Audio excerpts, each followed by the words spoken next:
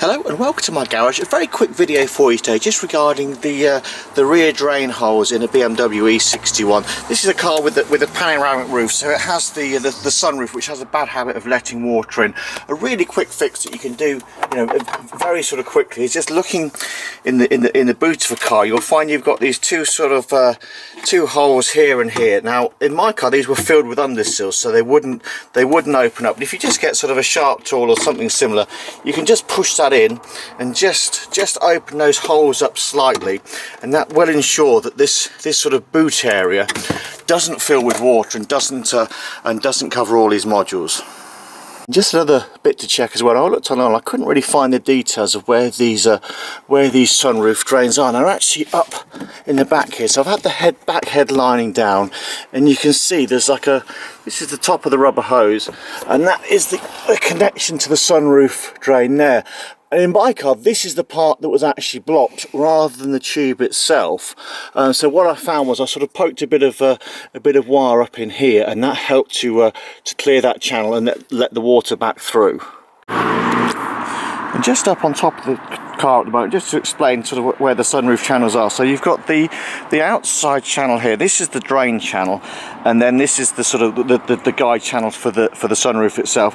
What I found was the water was coming into this outer channel, but it wasn't draining out quick enough, so then it was coming into the inner channel and then falling into the boot of the car. So quite an easy, quick way to check if the rear is leaking. If you get a small tub of water, you've got to be careful as you pour it, because you want it to only go in this outer channel, not into the middle one. Because if you put it into the middle one, that will come into the back of the car. Then as you come to the rear of the car, you should see it draining out correctly there through the drain plugs at the back, and you shouldn't see any water sort of dripping down onto this part here. With the rubber sort of gutter drain part out, you can actually check if this is clear or not by if you take a syringe of water and just pump it in through the top of the tube there. You should see it fall out of the bottom drain here fairly quickly. If it doesn't come out quickly, then you know you've got a blockage a bit further down the line. And just really quickly, as a final preventative measure, what you can do, I just got the airline and just blew a really low pressure air through there, about sort of 70-80 psi, not too much. You don't want to blow the grommet off the other end. So I've just got the airline just connected. It pushes over the end quite nicely with this blower gun I've got. I'll just blow a bit of water through, a bit of air through, just to make sure there's no blockages in there. And as you can hear, that's going through fine. And then obviously once you've finished, connect that hose back onto the sunroof drain there. Then just clip that back in. And just before I put all these trim pieces back into place, I'm going to give the car a quick wash and just make sure we get no water coming in. Hopefully that'll all be fine. Then we can put all this trim back into place. You've basically got the two side pieces. They just sort of hold this headlining in place. We've got two clips at the front there and there, and the speed covers, I removed them, but I didn't actually need to, because the headline does just drop down on its own. It's just a case of getting this down. Then you can look at those the front drain holes there. Just to check how it works, I've got the hose, just going to squirt it into these into sort of where the sunroof drains will be, and we should just fill this up. The car's on the drive on a slight incline as well, so the water should be angling towards the rear. We can see hopefully down there that it's coming out of those drains pretty well, and it's not coming through into that rear at all. Now you might see a little bit of water come out of the boot lid there. I think that's fine. That's just where it comes down these side drains. So just one more time, we'll just run that hose there, and we can just see the water. Hopefully you can see it in the camera as well, just coming out through those rear drains. And just checking inside the car too, we could see this area has all stayed nice and dry. Before when I was checking it, we were getting a lot of water coming down here, and this is just the side drain at the rear that comes off the roof as well.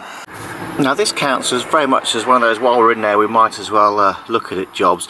I did have a look in the back section here, and you can see that the battery tray has actually got quite full of water. And whilst there's some grommets sort of front and rear, these aren't actually drain grommets, so I don't think there's any way to let this water out of the battery area. I've had a look at these grommets, and the only way to get them out is actually underneath the vehicle. The cover underneath is held on by 4 screws. You've got the little 8mm headed nut, 8mm headed bolt here. You've got 2 of these sort of plastic nuts going down there, and one there. There's one tucked up in the hole there, one tucked up in there, and this was the little tricky one. There's a little Torx fitting there that I didn't notice straight away. So that is a little bit hidden if you're working just on the tarmac like I am.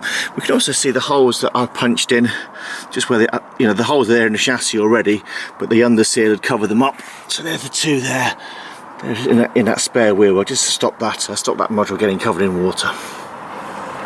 We're looking under the car now. What I'm going to do, I'm going to pop this grommet off. And so that's going to let that water flow out, and then what I'm going to do a quick modification on these grommets just to stop this happening again in the future. So as I said, the only way to get these grommets out is from the underside. You can see the sort of shape they are, so they're bigger on the underside. So I'm going to pop the two sort of largest ones out and then have a look at them. There we go. So that's the 2 grommets there. So I could just show you what I've done now. I've just used this sort of, it's an old leather punch tool, and that's allowed me just to put a little hole bang in the middle of that grommet. Then what I'll have to do is pop back underneath the car and fit these back. There's the unpunched one, and there's the punched one. I'm not really concerned about water coming up because the underneath there is where the compressor pump sits for the suspension, so I think under there it does stay fairly dry. You can just see the last of the water dripping out there, but I'm pretty certain just the 2 little holes in the grommets won't cause a problem with water coming back in, but it will stop water collecting in that tray where there's nowhere for it to go.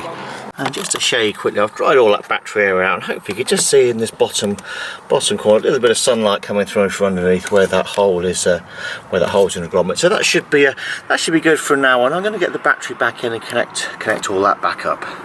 So there's the battery back in the car, and I'm just about to connect it up. I have just sort of looked at this while I was refitting, and you could do this whole procedure with the battery in place. You can just sort of, you might not be able to see, but the rear grommet is visible down there, and I think with the lower cover off, you could take those grommets out, modify them and put them back in, and leave the battery in situ if you wanted. It is nice to have the battery out there to have a look underneath and just make sure there's no sort of leaves and too much dirt that's collected down there.